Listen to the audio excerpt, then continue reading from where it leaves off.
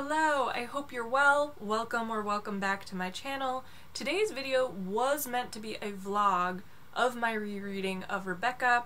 However, when I went to start editing said vlog, it wasn't vibing with me.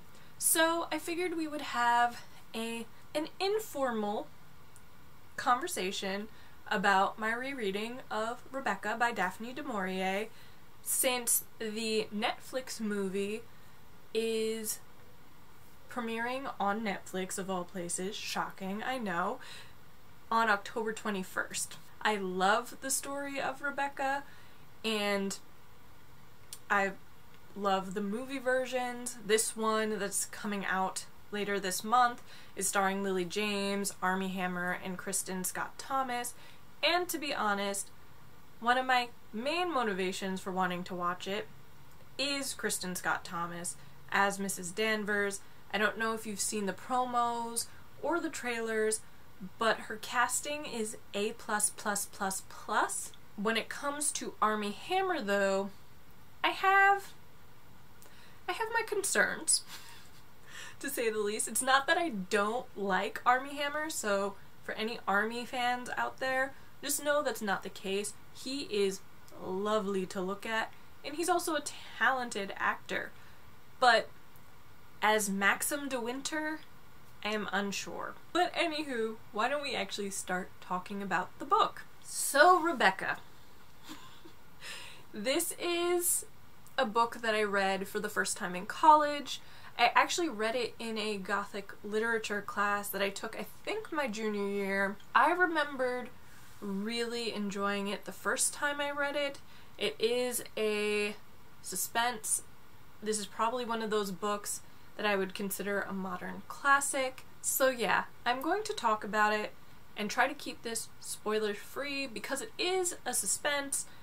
I don't want to ruin it for you. So what is this book about? It is about Mrs. De Winter II, a character who is never given a name, but through whose perspective the entire book is told.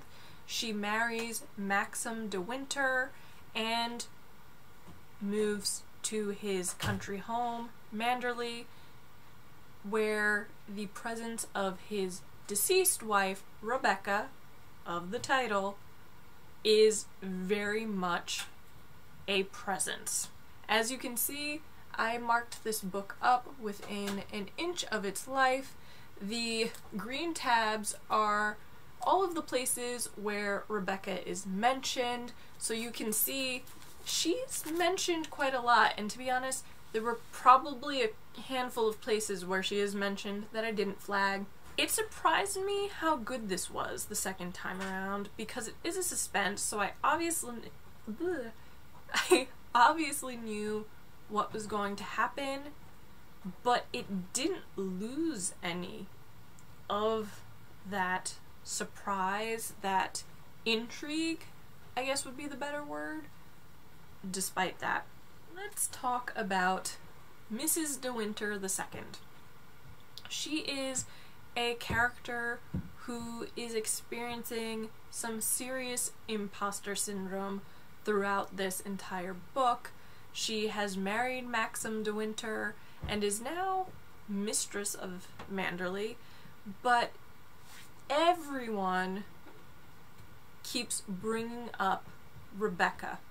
Rebecca. She can't escape it, and that makes her feel so self-conscious and feel as though she doesn't belong and as if she's not mistress of the house. And to be honest, she probably isn't. The staff still do everything the way Rebecca wanted it done, and everyone else compares her to Rebecca constantly, to the point that she also compares herself to Rebecca and can't seem to not do that. She's a character that I think if anyone has ever experienced imposter syndrome, you will relate to, because she is young, she is definitely not worldly like Maxim, and it's just touching and upsetting to see how difficult this transition is for her. So then there's Maxim de Winter, her husband, and he is this worldly older man.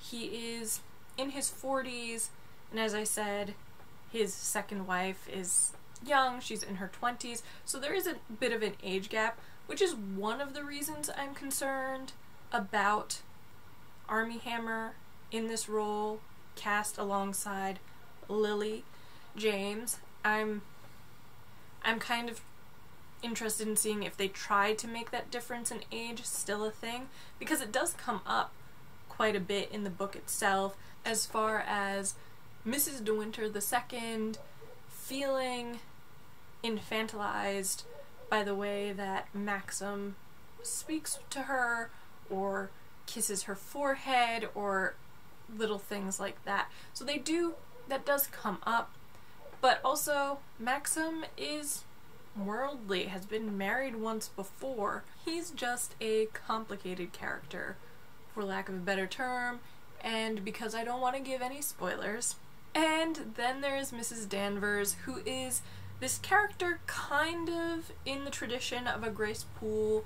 She is essentially the housekeeper for Manderley, but she was there when Rebecca was there and was her attendant of a sort. Her skull is the main focus. There's a lot of description of her skull-like face, or her kind of slender skeletal appearance, and this donning of black, which I'm assuming is in mourning, but is totally a gothic thing. And she's just so fascinating, and that's why I'm so excited about Kristin Scott Thomas in this role, because she is a slip of a thing, and I think she's going to do this sharp, intimidating character justice. So those are just three of the main characters without giving you any spoilers. This book is very much in the tradition of Gothic novels from the 19th century. This was written in the 1940s, I believe. 1938, sorry about that. So it's not a Gothic novel in that sense, but it's in the traditions of Gothic novels. So you have this country house with its secrets, you have this psychological thriller and mystery and sense of foreboding through the entire novel, even as you begin to see the unraveling of all of the secrets that are being kept towards the end of the book.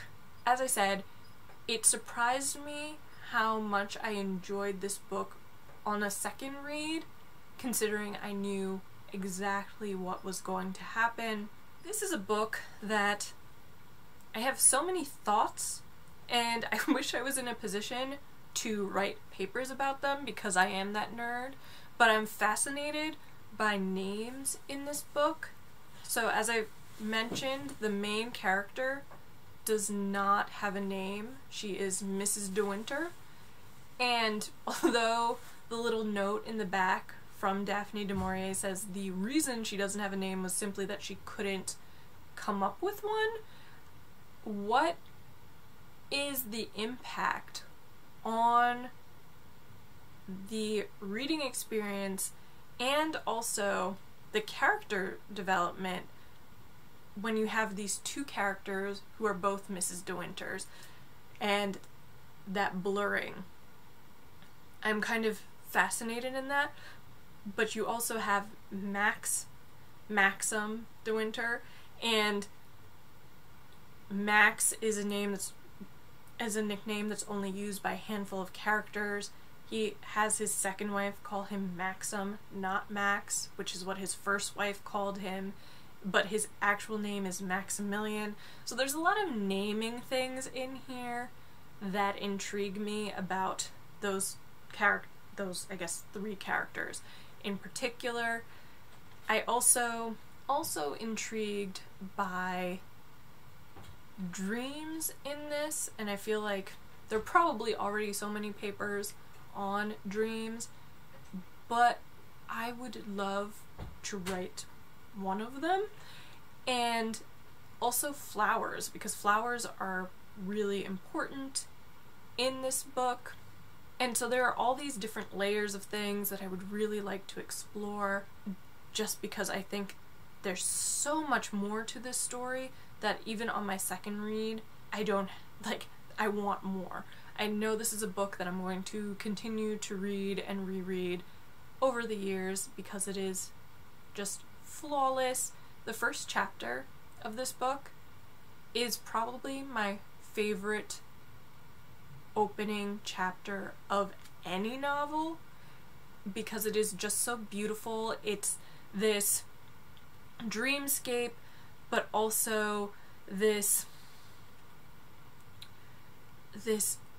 unfurling of this country manor in this really truly gothic and authentic way, and it's just breathtaking. As a treat to myself for having finished reading this, I ordered another copy that has this gorgeous red flower kind of bleeding up from the bottom of the book and this gold gilt Rebecca. So I'll put it here. I'm really excited to receive that.